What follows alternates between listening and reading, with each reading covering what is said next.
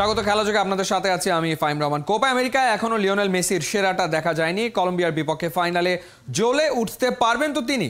কলম্বিয়াকে উড়িয়ে দিতে কি হতে পারে আর্জেন্টিনার কৌশল? সেরা ফর্মে না থাকলেও মেসি কেন লিওনেল স্কালোনির সেরা অস্ত্র? রহমান পেয়ারের রিপোর্ট। মেসির ক্ষুরধার ফিনিশিং চলতি কোপা আমেরিকায় দেখা যায়নি। কলম্বিয়া ফাইনালে ঢুকবে যদি আর্জেন্টাইন কাপ্তান খুঁজে পান তার শুটিং অ্যাকিউরেসি। তবে স্কালোনির জন্য স্বস্তির বিষয়, মেসি গোল করার মতো জায়গায় পৌঁছতে পারছেন, অর্থাৎ এমন স্পটে থাকছেন যেখান থেকে তিনি সাধারণত লক্ষ্য ভেদ করেন। ক্যারিয়ারের গোধূলি বেলায় মহাতারকার শক্তি, খেলা সম্পর্কে তার অনন্য বোঝাপড়া এবং ডিফেন্ডারদের ছিটকে ফেলার ক্ষমতা। বয়স এবং ইনজুরির সাথে সাথে মেসি তার খেলার ধরনকে বর্তমান অবস্থার সাথে মানিয়ে নিতে শিখেছেন। আর্জেন্টাইন ফরওয়ার্ড চলতি টুর্নামেন্টে তার সেরা পারফরম্যান্সটাকে হয়তো তুলে রেখেছেন ফাইনালের জন্য। মাত্র 1 মিনিটেই খেলার গতিপথ ঘুরিয়ে দিতে পারেন মেসি। অনুপ্রেরণা খোঁজার সময় আবেগ হবে তার পুঁজি। নিন্দুকেরা সরব, ওরা সবাই চুপ হয়ে যাবে যদি মেসি আবারও আর্জেন্টিনার জন্য বয়ে আনতে পারেন গৌরব। ESPN এর প্রতিবেদনে বলা হয়েছে, আমরা দেবতার সূর্যাস্ত দেখছি। তিনি যা করেন তা এখনো উজ্জ্বল হতে পারে, কিন্তু মেসি কাতারে যে অপার্থিব ফুটবল উপহার দিয়েছেন তার চেয়েও অনেক দূরে। তবে জাদুকরের জাদুর ছোঁয়া আরো একটা স্মরণীয় মুহূর্ত তৈরি করতে পারে।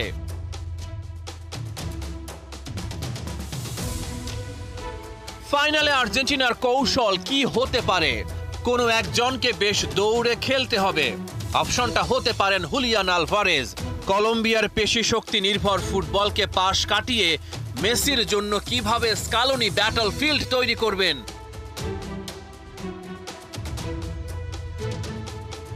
কিভাবে একটি মেজর টুর্নামেন্টে রণকৌশল সাজাতে হয় বর্তমানে স্কালোনির চেয়ে এই বিদ্যায় আর কে আছেন বেশি পারদর্শী? 3 বছরের মাঝে টানা 3টা মেজর ট্রফি জেতা থেকে মেসির দল মাত্র একটা জয় দূরে। লিও অবশ্যই আর্জেন্টিনার যে কোনো খেলার প্রধান আকর্ষণ, তবে গোটা দলই ভালো খেলছে। কিন্তু ফুটবল রোমান্টিকরা মেসির কাছ থেকে সম্ভাব্য একটি উজ্জ্বল মুহূর্তের আশা করতেই পারে। রহমান পেয়ার, 71। মেসিদের শেষ করে দেওয়া সেই বিতর্কিত রেফারি রাফায়েল ক্লস থাকছেন কোপা আমেরিকার ফাইনাল ম্যাচের দায়িত্বে। শুধু তাই নয়, আর্জেন্টিনা কলম্বিয়া ম্যাচে 7 জন ম্যাচ অফিসিয়ালের মধ্যে 5 জনই ব্রাজিলিয়ান। সমর্থকরা বলছে আর্জেন্টিনাকে থামাতেই এই পরিকল্পনা। এদিকে ফাইনাল ম্যাচের টিকিট নিয়ে চলছে হাহাকার। কোহিনুর কণা রিপোর্ট। ইউরোর ফাইনালিস্ট স্পেন, সে দলটাকে ছুতেই ছুটে চলেছে আর্জেন্টিনা। কোপা আমেরিকার গ্র্যান্ড ফাইনালে কলম্বিয়াকে হারাতে পারলে নতুন ল্যান্ডমার্ক স্পর্শ করবে আলবিসেলেস্তারা। স্পেনি ফুটবল ইতিহাসের একমাত্র দল যারা কিনা জিতেছে টানা 3টি আন্তর্জাতিক টুর্নামেন্ট। 2008 ও 2012 ইউরো জেতার মাঝে 2010 বিশ্বকাপটাও ঘরে তুলেছিল স্প্যানিয়ার্ডরা, যে অনন্য রেকর্ড ভাঙতে পারেনি আর কেউ। এবারে আর্জেন্টিনার টার্ন। অনন্য কীর্তি ছোঁয়ার পথে আর্জেন্টিনার বড় বাধা কলম্বিয়া নয়, বরং হতে পারে ম্যাচ অফিসিয়ালরা। এমনটাই ভাবছে সমর্থকরা। তার অবশ্য কারণও আছে। ফাইনাল ম্যাচে রেফারি, অ্যাসিস্ট্যান্ট রেফারি, VAR মিলিয়ে মোট 7 জন রেফারির মধ্যে 5 জনই থাকছেন ব্রাজিলের। এরই মাঝে চিন্তা বাড়িয়েছেন ম্যাচের প্রধান রেফারি রাফায়েল ক্লস। বছর 4 আগে এই ব্রাজিলিয়ান রেফারির সাথে তর্ক বিতর্কে জড়িয়েছিলেন লিওনেল মেসি। ঘটনাটি ঘটে 2020 সালে বিশ্বকাপ বাছাই পর্বে আর্জেন্টিনা প্যারাগুয়ে ম্যাচে। সেই ম্যাচে প্যারাগুয়ে স্কোর শিটে নাম তোলে বিতর্কিত এক পেনাল্টি থেকে। এরপর মেসির একটি গোল বাতিল হয় VAR, সেটাও ছিল বিতর্কিত। রেফারির একের পর এক এমন সিদ্ধান্তের সাথে সাথে আপত্তি জানান লিওনেল মেসি। তবে কোনো কর্ণপাত করেননি সেই ম্যাচের রেফারি রাফায়েল ক্লস। মাঠে মেজাজ হারিয়ে ফেলেন কুল মেসি, বলে বসেন, তুমি তো আমাদের শেষ করে দিয়েছো। রাফায়েল ক্লসে আর্জেন্টিনার অস্বস্তি থাকলে স্বস্তির জায়গাও আছে, কারণ এখনো পর্যন্ত যেসব ম্যাচে দায়িত্ব পালন করেছেন ক্লস, সেই ম্যাচগুলোতে হারেনি মেসিরা। অন্যদিকে টানা 28 ম্যাচ অপরাজিত থাকা কলম্বিয়া শেষ যে ম্যাচটিতে হেরেছিল সেই ম্যাচের রেফারি ছিলেন এই ব্রাজিলিয়ান। এদিকে আর্জেন্টিনা কলম্বিয়া ফাইনাল ম্যাচের টিকিটের জন্য শুরু হয়ে গেছে হাহাকার। টিকিটের দাম উঠে গেছে বাংলাদেশি মুদ্রায় 1,14,50,00,000 টাকা পর্যন্ত। জলের মতো টাকা ঢালতে অবশ্য কোনো কার্পণ্যই করছেন না আমেরিকানরা। বলাই যায় হার্ড রক স্টেডিয়ামের এই ম্যাচটা হতে চলেছে টুর্নামেন্টের সবচেয়ে হাউসফুল ম্যাচ। কোহিনুর কণা, ৭১। বৃক্ষ তোমার নাম কি ফলে পরিচয়। কলম্বিয়ার আর্জেন্টাইন কোচ নেস্তর লরেন্জো যেন ঘরের শত্রু বিভীষণ। মেসি সহ দলের বেশ কজন ফুটবলারকে কাছ থেকে চেনা লরেন্জোতে আটকাতে পারে আলবিসেলেস্তারা। কোপার ফাইনালে মাস্টার প্ল্যানটা ধরতে পারবে তো বিশ্ব চ্যাম্পিয়ন কোচ লিওনেল স্কালোনি। মেহেদী নাইম জানাচ্ছেন বিস্তারিত। একটা বৃক্ষ পরিণত হবার পরই একদিন ফল দেয়। সেই ফল কখনো পাখি ঠোঁটে করে নিয়ে যায় দূরে, বহু দূরে। বীজ থেকে জন্মায় যে গাছ, সেটার ফল হতে পারে মাতৃ গাছ থেকেও ভালো। কলম্বিয়ার কোচ নেস্তর লরেন্জো তেমনই এক ফল। আর্জেন্টাইন এই কোচ এবার কোপার ফাইনালে আর্জেন্টিনার বিপক্ষেই ডাগ আউটে দাঁড়াবেন। আর্জেন্টিনার সব জিরে ফেলা লরেন্জো যেন ঘরের শত্রু বিভীষণ। ফুটবল ঈশ্বর ডিয়েগো ম্যারাডোনাকে কাছ থেকে দেখেছেন, মেসিকে কাছ থেকে দেখেও যেন 2004 সাল থেকে 2006 সাল পর্যন্ত আর্জেন্টিনা জাতীয় দলের সহকারী কোচ ছিলেন এই মাস্টার মাইন্ড। খেলোয়াড় হিসেবে লরেন্স যেমন নোবডি, কোচ হিসেবে হয়েছেন ততটাই সামবডি। কলম্বিয়ার 33 বছর বয়সী হামেস রদ্রিগেজের শেষ যখন সবাই দেখে ফেলেছে, সেখান থেকে সাবেক রিয়াল মাদ্রিদ তারকাকে নতুন করে লরেন্জো আবিষ্কার করলেন। এরই মধ্যে কোপায় 6 গোলে হামেসের অ্যাসিস্ট সেটাই প্রমাণ করে। ঘুরিয়ে যাওয়া নয়, ঘুরিয়ে দাও সবকিছু। মেসিকে মাঝমাঠে রুখতে, অঙ্কুরেই অ্যাটাকগুলো আটকাতে মাস্টার প্ল্যান সাজাচ্ছে টানা 28 ম্যাচে অপরাজিত থাকা কলম্বিয়া। লরেন্জোর ব্রেন কতটা শার্প সেটা স্পষ্ট হবে সেমিফাইনালে এই অ্যানালাইসিসে। 70% বল উরুগুয়ের দখলে থাকার পরও 39 মিনিটে প্রথম গোল করে কলম্বিয়া। অন্যদিকে উরুগুয়ের ফরওয়ার্ডরা বারবার আক্রমণ চালিয়েছে কলম্বিয়ার দুর্গে, কিন্তু থেমেছে ওই রক্ষণে। ঠিক এমনটাই হবে লিওনেল মেসির সঙ্গে। ডাগআউটের আরেক পাশে দাঁড়াবেন লিওনেল স্ক্যালোনি, যার জীবনের প্রথম জাতীয় দল আর্জেন্টিনা। টেকনিক, ম্যাচ রিডিং আর ক্ষিপ্রতায় যিনি এখন সময়ের সেরা। আর্জেন্টিনার 28 বছরের শিরোপা খরা কাটানো কোচ একে একে জিতে নিচ্ছেন পৃথিবীর শীর্ষ প্রায় সব ট্রফি। স্ক্যালোনির জাদুর ঝাপ্পিতে যে একজন আছেন লিওনেল মেসি, যিনি একাই শেষ করে দিতে পারেন পৃথিবীর সবচেয়ে সেরা কৌশল এক নিমেষে, ম্যাজিক্যাল পারফরমেন্সে কয়েক সেকেন্ডে। তাই লড়াইটা শুধু দুই ফাইনালিস্ট দলের খেলোয়াড়দের নয়, বরং স্ক্যালোনি ভার্সেস লরেন্সেরও। মেহেদী নাইম, ৭১।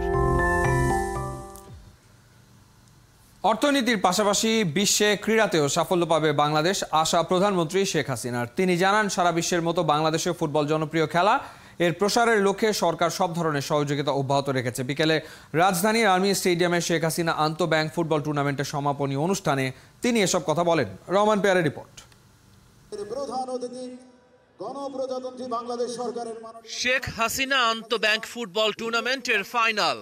আর্মি স্টেডিয়াম উৎসবে উন্মাতাল। ব্যাংকাররা মেতে উঠেছেন ফুটবল উৎসবে। স্ট্যান্ডার্ড ব্যাংক পিএলসি এবং ইসলামী ব্যাংক পিএলসি মুখোমুখি ফাইনালে। স্ট্যান্ডার্ড ব্যাংকের জালে বল গেছে 2 বার। ইসলামী ব্যাংক দেখা পেয়েছে শিরোপার। উৎসবের মধ্যমণি প্রধানমন্ত্রী শেখ হাসিনা, তার হাত থেকেই পুরস্কার নিল ইসলামী ব্যাংক আর স্ট্যান্ডার্ড ব্যাংকের ফুটবলাররা। অ্যাসোসিয়েশন অফ ব্যাংক আর নতুন নতুন খেলার প্রতিটা ক্ষেত্রে বাংলাদেশের অপ্রতিরোধ্য গতিতে এগিয়ে যাওয়া অব্যাহত থাকবে প্রতিশ্রুতি প্রধানমন্ত্রীর। আওয়ামী লীগ যখনই সরকারে এসেছে তখনই খেলাধুলার উন্নয়নকে প্রাধান্য দিয়েছে জানিয়েছেন তিনি। যখন আমি সরকারে এসেছি তখন থেকে আমার প্রচেষ্টা বাংলাদেশটা যেন আরও এই খেলাধুলার দিকে এগিয়ে যায়, ছেলেমেয়েরা আরও বেশি মনোযোগী হয়। এটা যেমন সকলকে সুস্বাস্থ্যের অধিকারী করবে, পাশাপাশি এই যে প্রতিযোগিতামূলক মনোভাব গড়ে উঠবে, নিজেকে আরও উন্নত করবার একটা চেতনা জাগ্রত হবে। সেই সাথে খেলাধুলা, লেখাপড়া, সংস্কৃতি চর্চার মধ্য দিয়ে নিজের যে দেশের একটা সংস্কৃতি, নিজের যে একটা জ্ঞান, নিজের মেধা, যে সেটাকে একটা প্রকাশ করার সুযোগ পাবে সবাই, সেই জন্যই খেলার উপরে আমরা বেশি গুরুত্ব দিই। সারা বিশ্বের মতো বাংলাদেশেও ফুটবল জনপ্রিয় খেলা। এই খেলা প্রসারের লক্ষ্যে সরকার সব ধরনের সহযোগিতা করছে। আসলে আমার দাদা তিনিও ফুটবল প্লেয়ার ছিলেন, আমার বাবা জাতির পিতা বঙ্গবন্ধু শেখ মুজিবুর রহমানও ফুটবল প্লেয়ার ছিলেন, আমার ভাই শেখ কামাল জামাল তারাও ফুটবল খেলতো। এখন আমাদের নাতি নাতিরাও ফুটবলই খেলে, এটা হলো বাস্তবতা। প্রধানমন্ত্রীর মতে প্রশিক্ষণের মাধ্যমে খেলোয়াড়দের উপযুক্ত করে গড়ে তোলা সবচেয়ে বেশি দরকার।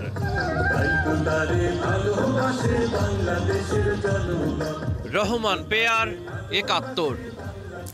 টেস্টে আগামী 4 মাসে অন্তত 4টা সেঞ্চুরির টার্গেট মাহমুদুল হাসান জয়ের।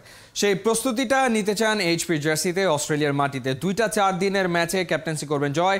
অস্ট্রেলিয়া উড়াল দেবার ঠিক আগ মুহূর্তে এইচপি ক্যাপ্টেন মাহমুদুল জয়ের সাথে কথা বলেছেন নাইয়ান বিন জসিম। এই বছর আমাদের 8টা টেস্ট আছে, 8টাতে আমার ইনশাল্লাহ টার্গেট থাকবে যে 3 থেকে 4টা 100 করা।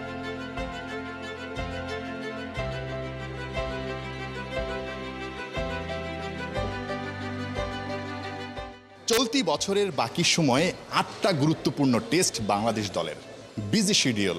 তার আগে অস্ট্রেলিয়ায় এইচপির সফর, যেখানে কিনা ক্যাপ্টেন্সির দায়িত্বে আছেন, অর্থাৎ 4 ডে ম্যাচের দায়িত্বে আছেন মাহমুদুল হাসান জয়। একটু নতুন অভিজ্ঞতা কিনা, অস্ট্রেলিয়ার কন্ডিশন, সেখানে তো আসলে খুব একটা সহজ হওয়ার কথা না, কিছু চ্যালেঞ্জিং বিষয় থাকে, তার উপর আপনাকে দলের দায়িত্বটা নিতে হচ্ছে। না, একটু তো চ্যালেঞ্জিং হবে, কারণ এটা আমাদের যারা যাচ্ছি ম্যাক্সিমাম সবার ফার্স্ট ট্যুর অস্ট্রেলিয়া। সো আমার মনে হয় একটু চ্যালেঞ্জিং হবে। আমরা বেশ কয়েকদিন আগে যাচ্ছি, ওইখানে গিয়ে আমরা কন্ডিশনের সাথে অ্যাডজাস্ট করবো ইনশাল্লাহ। আমরা 3-4টা প্র্যাকটিস সেশন আছে আমাদের, ওইটাতে আমরা অ্যাডজাস্ট করে ইনশাল্লাহ। এটা আমাদের জন্য খুব বড় একটা অপরচুনিটি যে বিসিবি আমাদের জন্য এত বড় একটা ট্যুর অ্যারেঞ্জ করেছে। সো আমরা খুব হ্যাপি যে সবাই খুব ভালো পারফর্ম করবে। নিঃসন্দেহে আপনি যেটা বলছিলেন অনেক বড় একটা সুযোগ, কারণ ন্যাশনাল টিমও কিন্তু আসলে গত 18 বছরে সুযোগ পায়নি সেই অস্ট্রেলিয়া সফরের। 2027-এ ট্যুর করবে এবং এই জন্যই আসলে আপনাদেরকে একটু আগে ভাগে রেডি করা।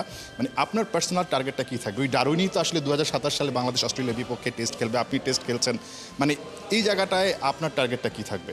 না, আমার তো টার্গেট থাকবে যতটুকু আমি ইউটিলাইজ করতে পারবো। দেখা গেছে ওইখানে কিন্তু আমরা যে কটা প্র্যাকটিস সেশন পাবো, তারপর গেমগুলোতে আমি যতটুকু পসিবল আমি ইউটিলাইজ করার চেষ্টা করবো। কিন্তু যেহেতু আমার সামনে টেস্ট ম্যাচ অনেকগুলো আছে এবং আমরা পাকিস্তানের সাথে খেলতেছি, আমাদের নেক্সট টেস্ট সিরিজ কিন্তু পাকিস্তানের সাথে, এটাতে খুব আমাদের জন্য খুবই ইম্পর্ট্যান্ট যে আমাদের এই প্রিপারেশনটার জন্য খুব ভালো একটা সিরিজ হবে।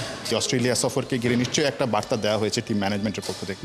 না, আসলে আমরা যে টিম আছি ইনশাল্লাহ আমাদের কম্বিনেশন খুব ভালো আছে। সো আমরা সিরিজ জেতার জন্যই যাবো ইনশাল্লাহ। কি মনে হচ্ছে ওভারঅল আপনার টেস্ট ক্যারিয়ার নিয়ে কি আপনি খুব বেশি সন্তুষ্ট হতে পারছেন? যদিও বড় একটা সেঞ্চুরি আছে, ভালো একটা ইনিংস আছে নিউজিল্যান্ডের বিপক্ষে, সাউথ আফ্রিকার মাটিতে সেঞ্চুরি করেছিলেন, 4টা 50, একটা সেঞ্চুরি। ওভারঅল আপনি কি আসলে তৃপ্ত হতে পারছেন কিনা, বা নতুন এই যে সাইকেলটা এবং 8টা টেস্ট ম্যাচ এই বছরে অল্প সময়ের মধ্যে, এটা তো আপনার জন্য অনেক বেশি অপরচুনিটি।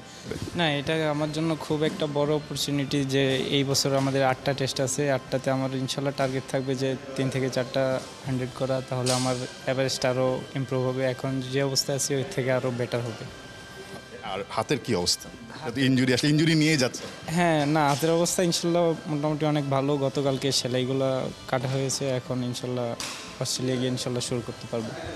অনেক শুভকামনা থাকলো আপনার জন্য। অনেক কঠিন এবং একই সঙ্গে গুরুত্বপূর্ণ একটা সিরিজ অস্ট্রেলিয়ার মাটিতে এইচপির হয়ে, এবং আপনি সেখানে ক্যাপ্টেন্সি করছেন। নিশ্চয়ই আপনার হাত ধরে সেখানে ভালো কিছু করতে পারবে এইচপি দল, এবং আপনার পারফরমেন্সটা আসলে আপ টু দ্য মার্ক হবে, কারণ খুব বেশি দরকার। আসলে ওপেনিং স্লট নিয়ে অনেক সমস্যা হচ্ছে, রানের নেই, টেস্টে আসলে আমরা অনেক বেশি ভুগি। সুতরাং সেখানে মাহমুদুল হাসান জয়ের পারফরমেন্সটা অনেক বেশি গুরুত্বপূর্ণ। মাহমুদুল হাসান জয়ের জন্য অনেক শুভকামনা থাকলো। নাহিয়ান বিন জসিম, ৭১, ঢাকা। চ্যাম্পিয়ন্স ট্রফির আগে বিরাট কোহলিকে অন্যরকম এক লোভ দেখাচ্ছেন পাক কিংবদন্তি শাহিদ আফ্রিদি। বলছেন পাকিস্তানে এসে ভুলে যাবেন ভারতকে। প্রায় এক যুগ দ্বিপক্ষীয় কোনো সিরিজে দেখা মেলে না ভারত পাকিস্তানের। বৈশ্বিক আসরগুলো সামনে রেখে বাবররা ভারতে এলেও কোহলি এখনও পাননি পাকিস্তানের আতিথেয়তা। তাই মিনি বিশ্বকাপ খ্যাত চ্যাম্পিয়ন্স ট্রফির আগে কোহলিকে অন্যরকম এক লোভই দেখিয়েছেন আফ্রিদি। কোহলি যদি পাকিস্তানে আসে তবে ভারতে পাওয়া ভালোবাসা ও আতিথেয়তার কথা ভুলে যাবেন তিনি। ভারতীয় এক সংবাদ মাধ্যমে এমনই মন্তব্য করেছেন আফ্রিদি। এ সময় ক্রিকেটকে রাজনীতি থেকে দূরে রাখতেও অনুরোধ জানান সাবেক এই পাক অলরাউন্ডার। এছাড়া আসন্ন চ্যাম্পিয়ন্স ট্রফিকে সামনে রেখে ভারতকে পাকিস্তানের মাটিতে আগাম স্বাগত জানিয়েছেন তিনি।